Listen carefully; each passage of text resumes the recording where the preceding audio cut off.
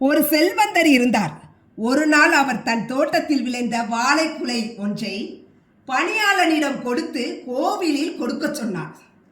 ஏழை பணியாளன் எடுத்து செல்லும் வழியில் அவனுக்கு அதிகமாக பசி எடுக்கவே அந்த வாழைப்பழ குலையிலிருந்து 2 பழங்களை பிச்சு சாப்பிட்டு விட்டான். மீதி பழங்களை கோவிலில் கொடுத்தான். அன்றிரவு செல்வந்தர் ஒரு கனவு கண்டார். கனவில் இறைவன் வந்து, நீ எனக்கு கொடுத்த 2 பழங்கள் நான் சாப்பிட்டேன், ருசியாக இருந்தது.